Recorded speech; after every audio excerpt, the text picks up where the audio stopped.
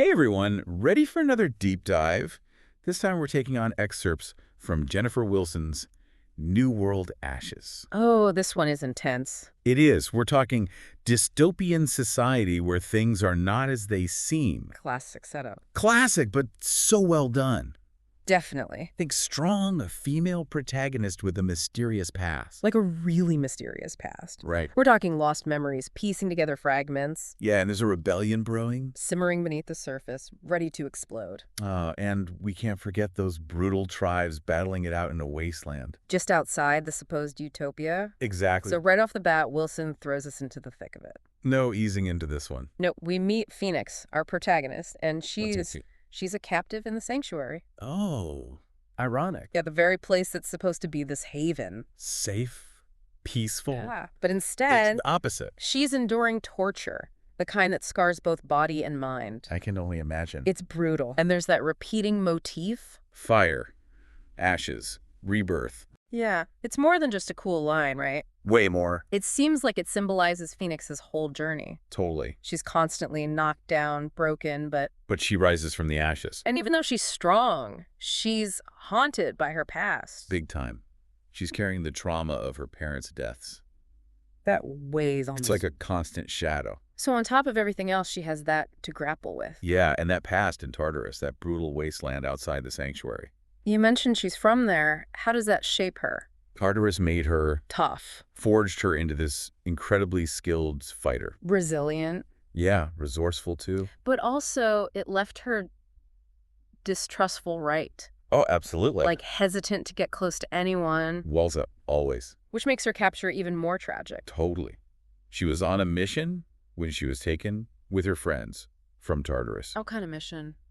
They were trying to see if the sanctuary was really this place of refuge. So they were hopeful, Yeah, wanted to believe the rumors. but they were wrong. Tragically wrong. So talk about disillusionment. Oh, it's huge. Not just about the sanctuary being this fake utopia. Yeah, it gets deeper, right? Much deeper. It forces Phoenix to confront her past, her time as a soldier, All the things she did. the lines she crossed. Definitely carrying a lot of baggage. Oh, yeah. Literally and figuratively. Speaking of burdens, let's talk about the sanctuary itself. This supposed utopia, so advanced, obsessed with order, Yeah, and control. And that minister, Fandrin, he's giving major manipulative dictator vibes.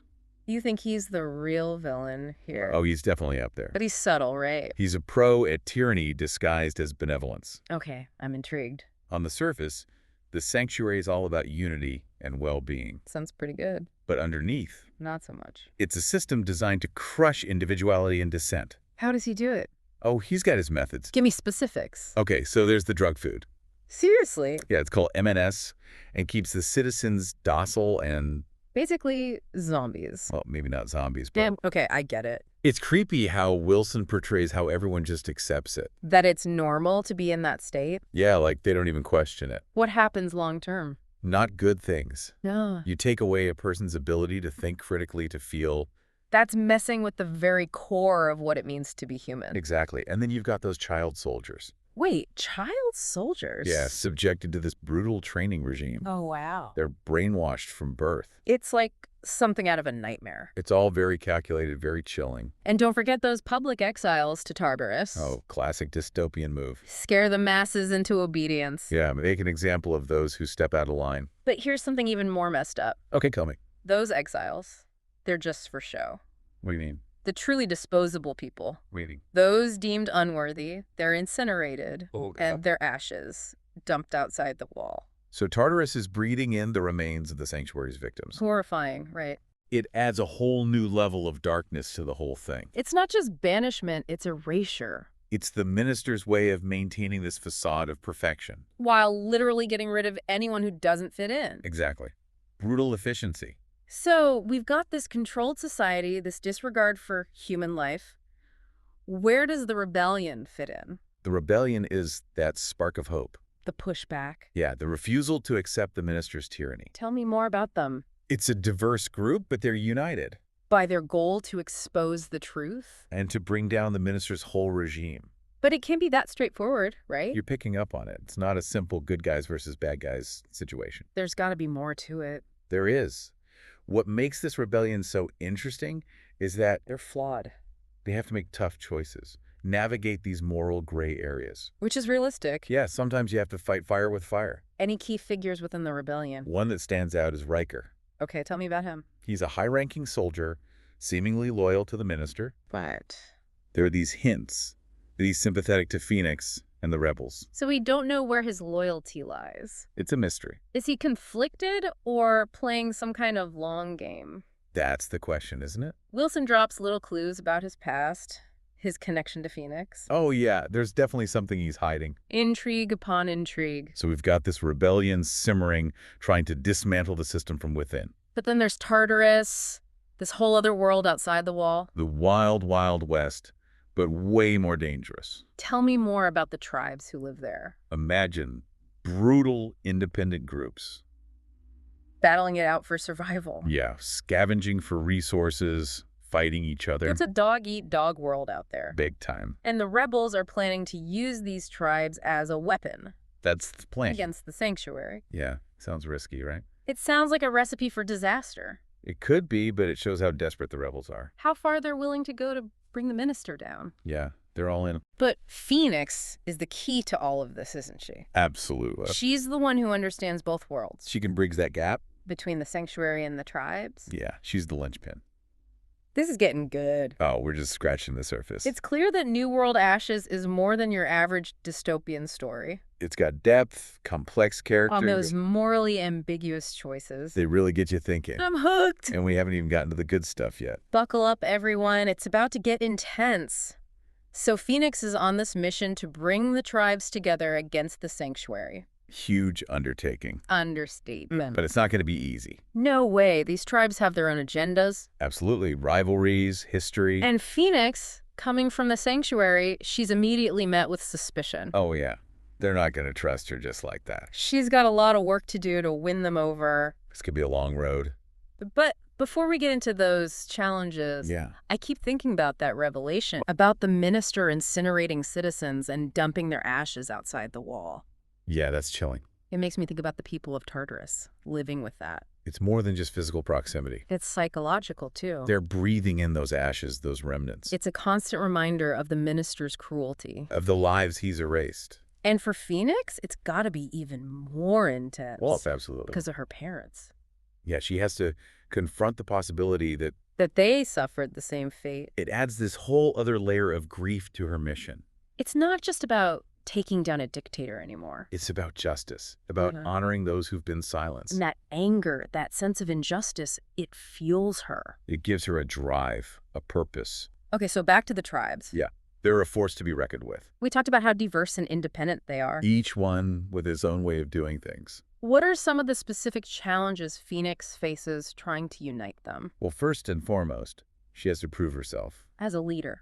As someone who understands their world, who respects their customs. She can't just waltz in and expect them to follow her. No way. She has to earn their trust. Which is a tall order, considering their history with the sanctuary. Yeah, there's a lot of bad blood there. Is there a particular moment that stands out? Oh, there's this scene where she's brought before a council of tribe leaders. Like a trial. Basically, they grill her on her motives, her loyalties. Put her through the ringer? Oh, yeah. And then they make her fight. In ritual combat. To prove her strength, her worthiness. Talk about a high-pressure job interview. She's got to prove she can handle herself in their world. Not just talk the talk. Walk the walk, too. And it's not just the tribe she has to worry about, right?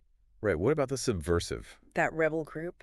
The one she and Triven were part of. Before the sanctuary. Yeah, those hints about a traitor in their midst. That adds a whole other layer of paranoia. Suddenly no one can be trusted. Even those on the same side. They have to watch their backs constantly. So who are the subversive? They're this shadowy network of rebels operating outside the sanctuary. What are their goals? They want to dismantle the system entirely.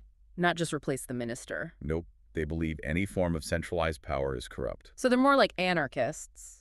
You could say that, yeah. They believe in true freedom, no rulers. It's a different approach than the rebellion brewing within the sanctuary. More radical. Adds another layer of complexity to the whole thing. Okay, and then there's Riker. Oh, yeah, he's a puzzle. He's playing both sides, feeding information to the rebels. But still serving as the minister's right-hand man. What's his game? Is he genuinely conflicted or just manipulating everyone? It's the million-dollar question. It's something that really messes with Phoenix's head. She wants to believe in him, but she's been betrayed before. By the Sanctuary, by Riker himself. He was the one who caused her memory loss. Yeah, it's a wound that hasn't healed. She's drawn to him, but she's also terrified of him. It's a dangerous game they're playing. But beyond the personal drama, there's the strategic element, too. His information is vital to the rebellion. But his position is becoming increasingly risky. And it all comes to a head in this intense scene. Where? At Riker's house, Gage shows up with soldiers. Gage, the minister's protege. Yeah, the one who's always lurking in the shadows. Senator Riker. It's clear they suspect something. And Phoenix is hiding nearby. Forced to watch as they take him away. Oh, man. Talk about a cliffhanger. It's agonizing for her. Knowing he's walking into a trap. And she can't do anything about it. She has to keep her focus on the mission. It's a tough lesson in the cost of war. The sacrifices that have to be made. And it brings up that theme of trust again. Who can you rely on in this world? Who's willing to risk everything? Heavy stuff. Okay, but before we spiral into existential dread, Yeah. we have to talk about Archer's return. Oh, that was a shocker. We thought she was dead. Gone for good. And then suddenly she's back, fighting alongside Phoenix. It throws everyone for a loop. Especially Triven. Yeah, he had a close relationship with her. Before Phoenix came along.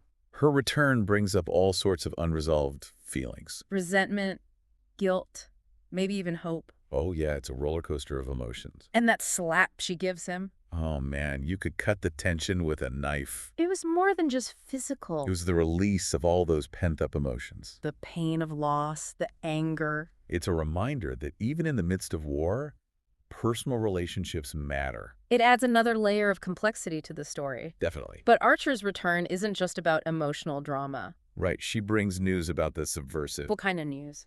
Bad news, they've been compromised. Oh no, talk about bad timing. It's a devastating blow. They're facing a war on two fronts now. Against the Sanctuary and against a traitor within their own ranks. It creates this atmosphere of paranoia, of suspicion. They're surrounded by enemies. But they still have to escape the Sanctuary. Their original plan is blown. They need a new way out. And that's where Triven's uncle comes in.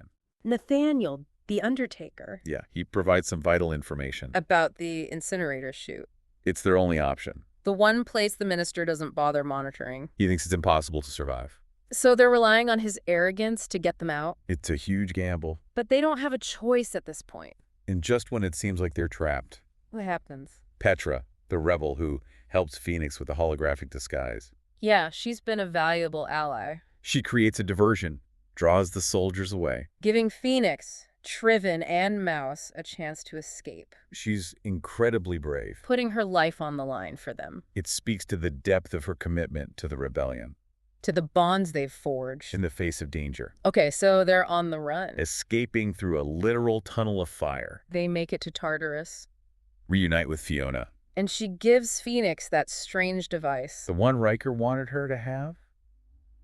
What is it? It's a device that can hack into the Sanctuary's surveillance system. What, so they can spy on the minister? It can do more than just transmit visuals. Like what? It can tap into the citizens' minds. What do you mean? It can trigger emotions, plant ideas. That's insane. It's a powerful weapon. But before we get into that, Yeah.